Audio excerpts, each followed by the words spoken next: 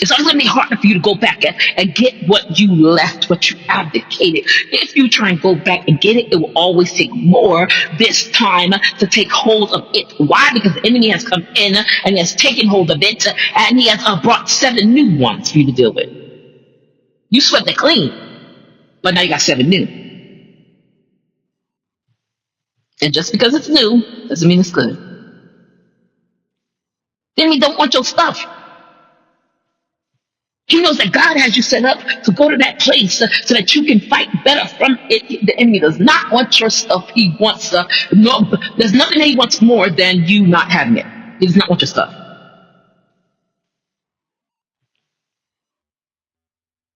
I said nobody was jealous of me because they didn't want what I had. I mean, I had 33 times my ceiling was damaged. 13 times my ceiling was broken completely that I had to clean up. My artwork was undone in everything. I was done in.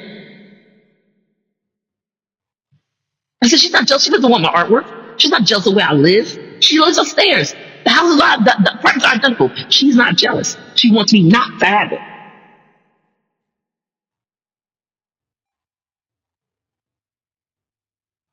You have to still walk around with a smile on your face because the enemy wants you not to have it.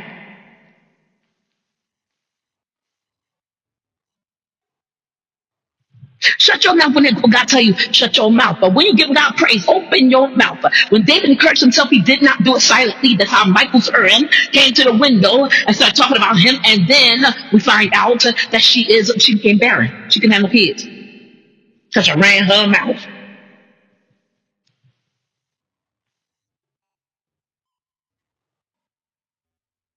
She wasn't the only wife, she was the first wife. Her son, whoever he was going to be, should have been the heir to the throne. Didn't happen that way.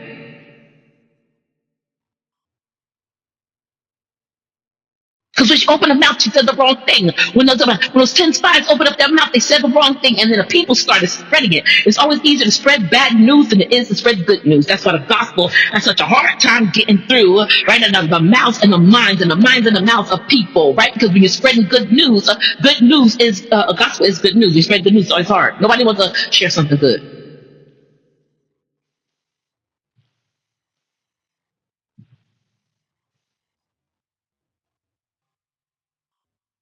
We're just walking all around the Bible today.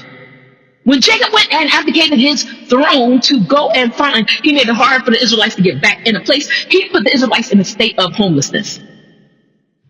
He was walking towards Egypt thinking he was going to get his son.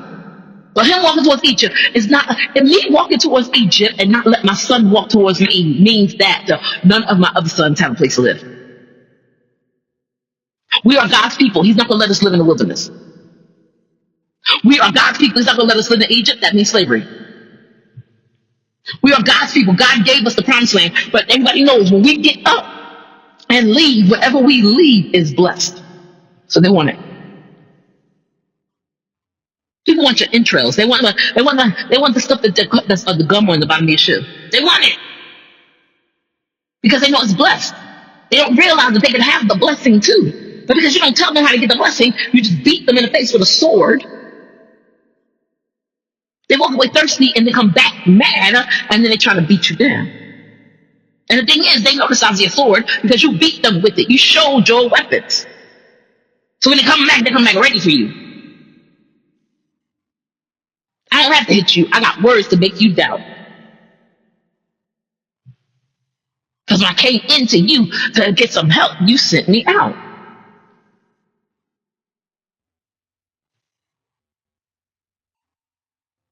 Ten scouts. 2 scouts. 10 plus 2, 12 scouts. 12 scouts went in, 10 spies, and 2 scouts came out. Watch the word, it says it. It doesn't say 10 spies, 2 scouts came out. What it says is, he said he sent the scouts in. Moses sent in 12 scouts. Then the word says, when it came out, he asked them, and the spies, 10 spies said to him, the word calls them spies. What happened to make you switch? You were running away, who hindered you?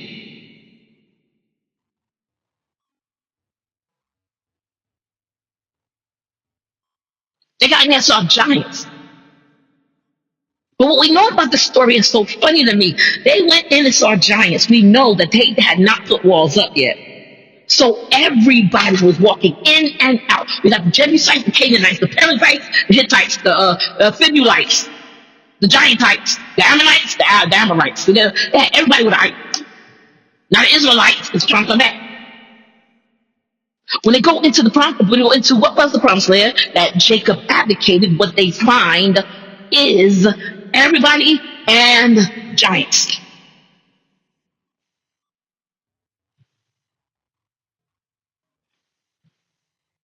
Your enemy never sees what you see when you look in the mirror. What they found were people and giants. What they came out and told them was people and giants. You cannot beat them. There are people and giants in there. If it's open and the city is open, they don't have gates, they don't have walls yet, right? Because they see you, now they're going to build the walls, right? But if the city is open, right, everybody was inside that city. Perizzites, Canaanites, Jebusites, nobody was afraid of anybody inside of there. Nobody was related. Nobody was kin. You are kin. Oh, nobody was afraid. Nobody had fear of anybody inside of there. It was a melted pot. But I know that the person standing next to me can't beat me. I will take him out. And they're coming in and out of the city freely. But when the Israelites walk in, whoa, and they put up walls. When God's people come in, whoa, and they put up walls. I said, why is it easy for people to believe the Muslim faith that don't make no sense whatsoever? It doesn't. I have friends that are Muslim. I told them. And we talk about the Bible. I'm talking about Quran. I ain't talking about more like Quran. We talk about their faith. I said, that's, did you hear what you just said? It's not stupid in a bad way, but it's just stupid in a ridiculous way. It's stupid in the way that women follow it. I don't think women are the basis of religion in general. If you don't have women, you have nothing. Who giving birth?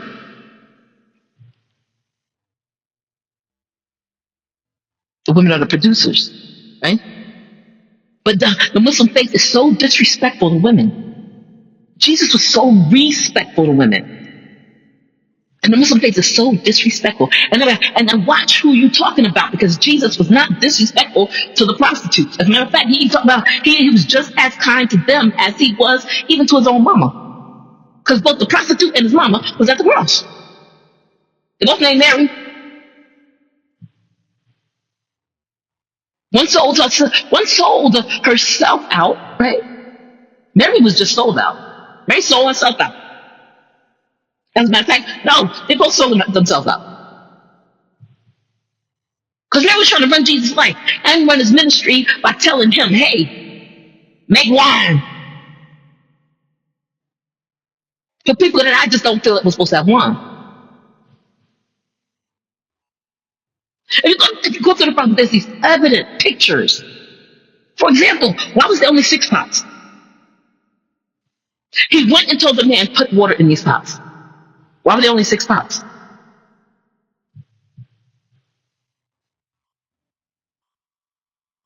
These people are not supposed to have wine. That's just my contention, right? Because why was there only 6 pots for a wedding? If the 6 pots mattered,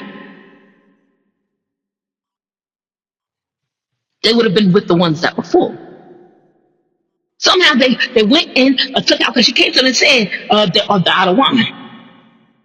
So somehow they went through what they had while these pots were sitting there.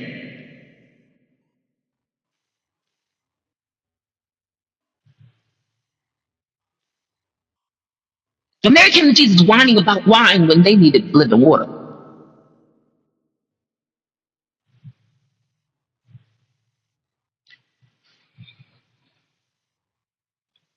Mary sold herself out. Because she went to the man at the door. He said, woman, what's your concern have to do with me? That's not my time. Mary went to the door right there and said, do what he tells you to do. She was milking his ministry. He said it's not his time. But he was there. He was there to produce something. often than not, when somebody asks Jesus for something, Jesus, if he does say no, like when he told the woman, he said, it's not meat for me to take children's bread and cast it to the dogs. There's a whole bunch of spiritual terms up in there, whole bunch. He basically called the woman a Gentile. And cast. It's a spiritual term. I'm not just casting this bread down to you, but I'm casting it down to something worse. Cast it down, right? He said, it's not meat for me to take the children's bread and cast it down to the dogs, right? Or cast it to the dogs. She said, yes, Lord, truth, Lord, but even the dogs eat crumbs that fall from the master's table. He called a Gentile. Example, cast it down. Does not meat for me to take the cast it, right? He said no to her. Well, how did she handle it? That's why I said Mary sold the stuff out. How did the woman, she had the daughter had a vexed with demons, right? It's a Syrophoenician woman. How did she handle it? She answered to what he said, and then she answered him. She didn't go and talk to somebody else and tell them, make him do this. Lord, hear my daughter. It is not meat for me to take the children's bread and cast to the dogs. Yes, Lord. Truth, Lord. She said, truth, Lord. But even the dogs eat the crumbs that fall from the master's table. We know when things are mentioned twice, it's a duplicate. When you say truth, Lord, you are double covenanting between you, him, and the truth. It's a double covenant. It's a marriage. So she said, truth, Lord. She's basically saying truth, truth. Truth, Lord. But even the dogs. She acknowledged him as who he was. That's why he said, Lord, Lord. Abraham, Abraham. Truth, Lord. Lord, Lord.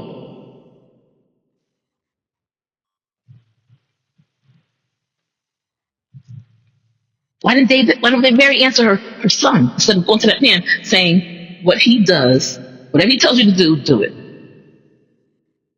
Jesus is the man, he's a guest in the house. If he's going to tell him to do anything, if he walks up to him and tell him to do anything, I doubt that he wouldn't do it.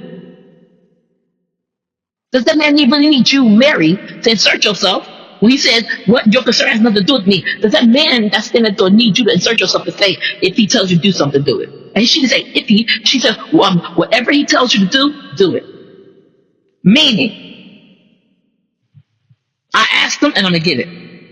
When you ask somebody for something, you don't go in betting, I'm going to get this. I asked my pastor for one thing that I remember in the beginning. And I was so scared. I don't even like to think about it. I can still get scared. I was so scared. Okay, he's fantastic in his decorum. He's fly, like my pastor's fly. Like Pastor David's just like, he's awesome.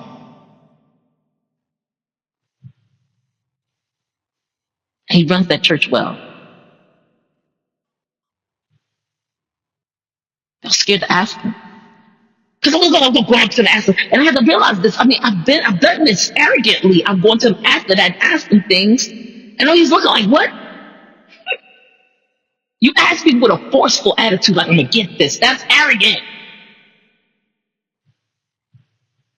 And you asking me, it's mine. So it's mine to give. When's he going to give it to you, right? But if you come to me and act with an arrogant attitude, you come at me like it belongs to you. If it belongs to you, then just do what you want to do with it. And I said with all my pastors, all of them, David Lewis especially.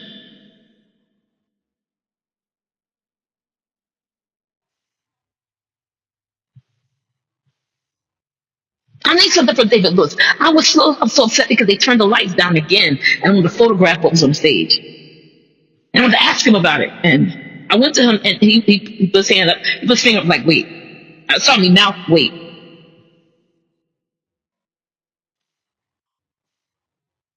And I just thought, man, I did it again. This has been an ongoing lesson from him with me. Arrogancy. If you're asking me for something, don't assume that it's already yours. Because it's already yours, you don't have to ask for it. The Bible said, come boldly before the throne of grace, that you may obtain mercy. Mary came boldly before the throne of grace. He was sitting there. Her son was the throne of grace. She came boldly before the throne of grace, but was not humble enough to receive the mercy behind it. Woman, what does your concern have to do with me? It is not yet my time. She got 2 no's. But if you're smart, and inside of every no is a yes. It may not be a yes to what you are asking for. As a matter of fact, generally, it's definitely not a yes to what you are asking for. But when you ask humbly, every no is a yes. Woman, what does your concern have to do with me? It is not yet my time. Do you hear the yes? I hear the yes. He said, woman, what does your concern have to do with me? It is not yet my time. Can I have wine? No. But get closer to me. Can I have wine? No.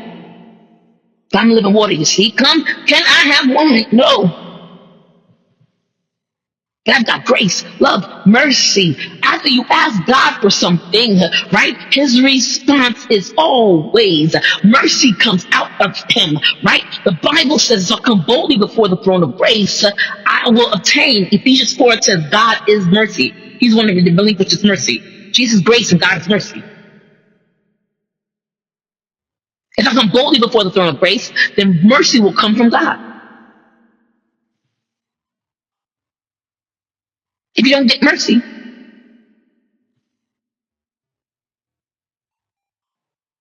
you either answer the wrong thing or answer the wrong person.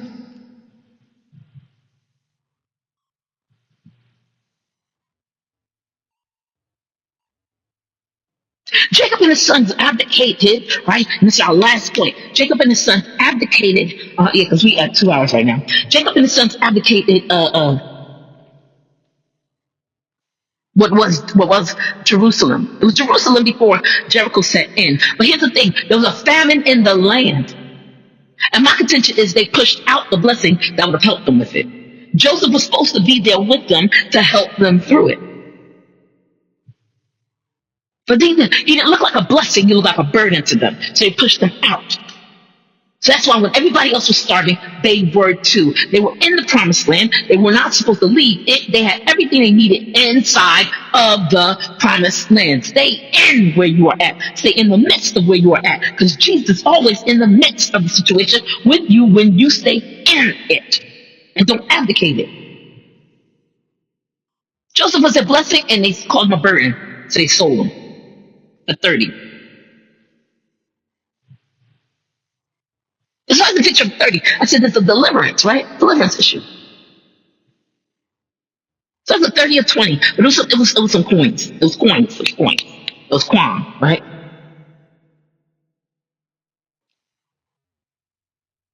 We just might sold for silver, sold for bente, sold for 30, right? Jesus was sold for 30, sold out for 30. Joseph was sold for 30, and Samson.